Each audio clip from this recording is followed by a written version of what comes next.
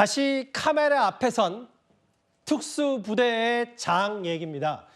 이번 계엄 사태가 더 많은 비판을 받는 건요. 대한민국의 최정예 특수요원들이 투입이 됐기 때문일 겁니다. 오늘 국회 출동 임무를 맡았던 707 부대의 특수임무단 단장이 이북 군사기밀인 얼굴과 이름까지 공개하면서 기자회견을 자청했습니다.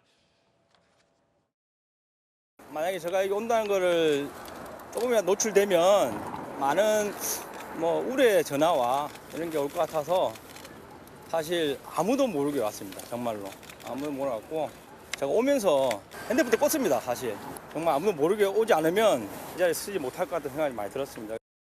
707 특수임무단장 김현태 대령입니다. 국민 여러분, 707 부대원들은 모두 피해자입니다. 전 김영현 국방장관에게 이용당한 가장 안타까운 피해자입니다. 부대원들은 죄가 없습니다. 죄가 있다면 무능한 지휘관의 지시를 따른 죄뿐입니다. 부대원들은 이용당한 피해자입니다. 오직 국가와 국민을 위해 청춘을 바치고 있는 대한민국과 군과 평안을 사랑하는 여러분들의 아들과 딸입니다.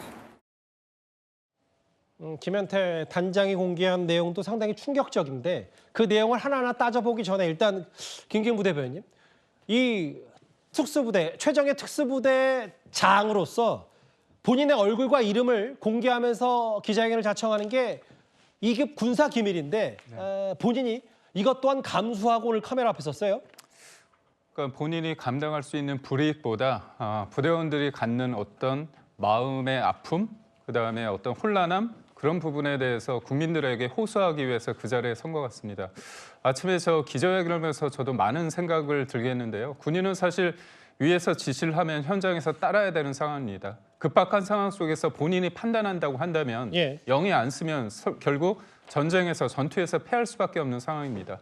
그렇기 때문에 상관에 대한 믿음으로 그다음에 현장에서 지시대로 할 수밖에 없는 상황이었을 거라고 봅니다. 본인들이 생각했던 장소가 아니라 국회에 내려졌을 때 그 혼란, 그 참담에 대해서 가히 상상할 수 있는데요.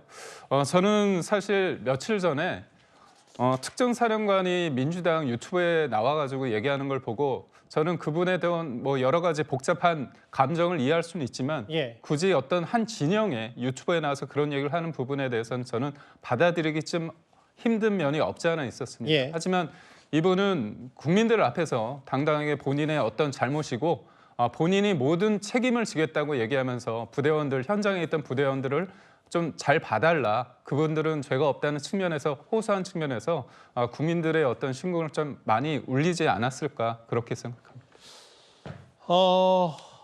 부대원들은 김영현 전 장관에게 이용당한 피해자다.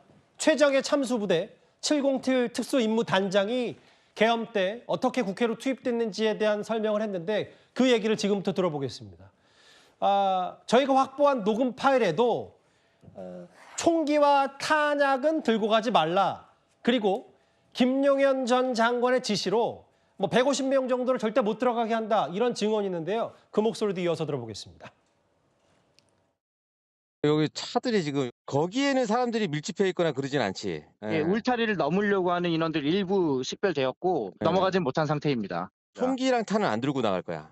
그렇게 인지하고 있습니다. 그렇기 때문에 니네가 나가더라도 누군가는 총기하고 탄을 관리를 해야 돼. 병력들은 네가 좀 정신교육을 해. 우리가 이거는 군인이니까 하게 돼 있는 거 하는 건데 절대 불법적인 건 안 한다.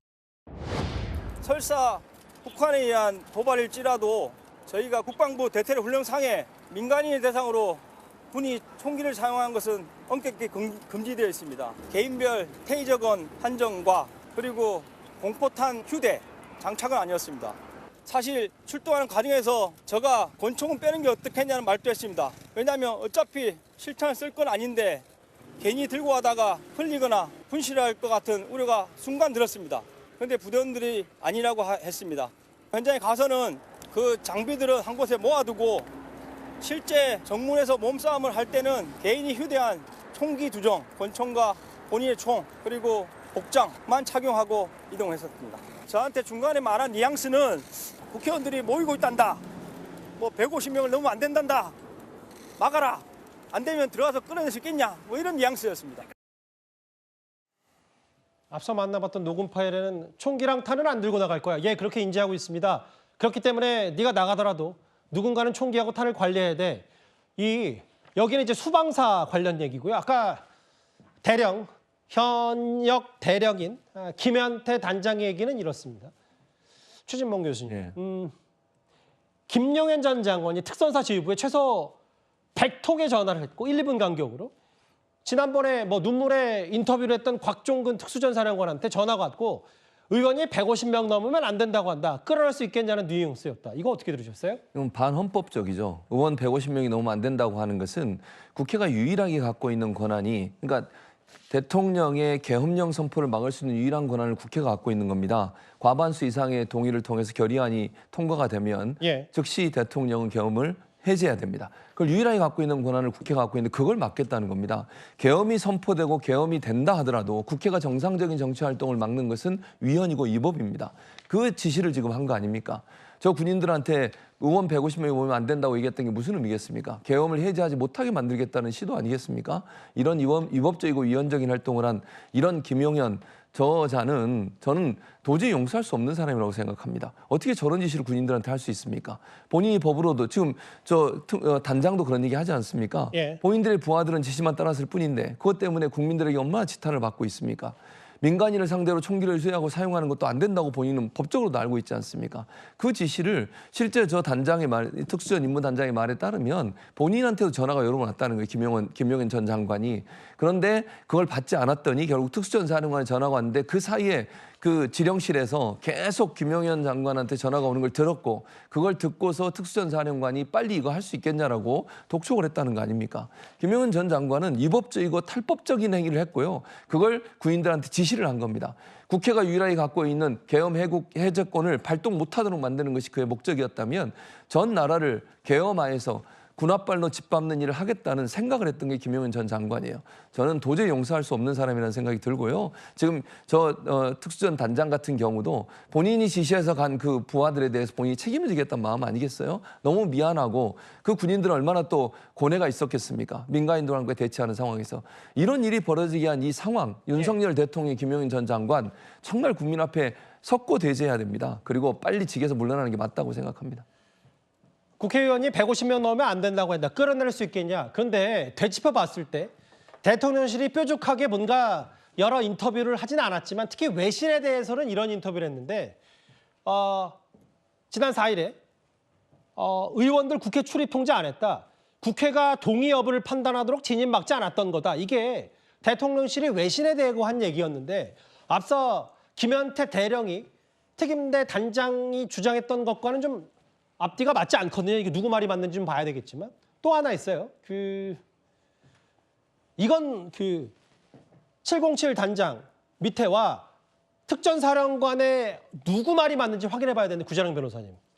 특전사령관이 최근에 서울 지역 동시다발 테러 대비해서 이미 대테러 훈련을 계엄당일에도 실시했고 그러면 특전사령관은 이런 부분들을 미리 다 감지하고 이미 훈련을 시켰던 거 아니냐. 이런 의혹이 나올 수도 있어요. 네, 그런 의혹이 나올 수 있죠. 그래서 여기서 구분해 봐야 되는 거는 그 내란죄의 성립에 대한 건데 일단 목적범이라고 해서 목적이 필요해요. 국헌문란에 목적이 있어야 되고 그에 의해서 폭동을 일으켜야 되는데 이거는 그 목적과 폭동에 대해서 모두 알고 개입한 사람뿐만 아니라 간접정범 형태로도 가능합니다. 간접정범은 좀 어려운 얘기인데 예. 쉽게 설명하면 사람이 사람을 도구로 이용해서 범죄를 저지른다.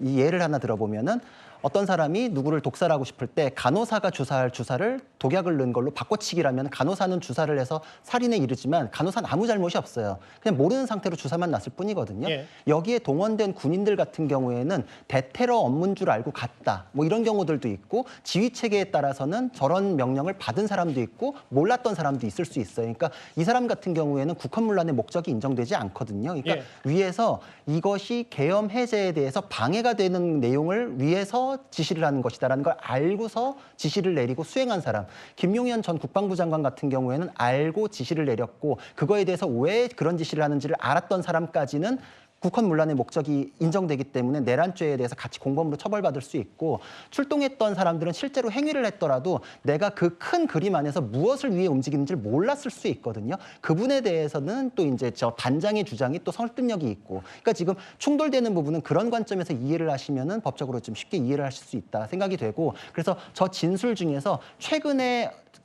가주 거론을 했다. 어떤 훈련을 시켰다. 그럼 이거는 나는 대테러 훈련이나 이런 것들 필요성이 있어서 하는 거라고 알았을 수 있지만 지시를 내리는 곽종원 사령관 같은 경우에는 내란에 대한 준비를 해서 그런 지시를 했을 수 있다라는 의혹으로 연결될 수 있는 지점은 있습니다.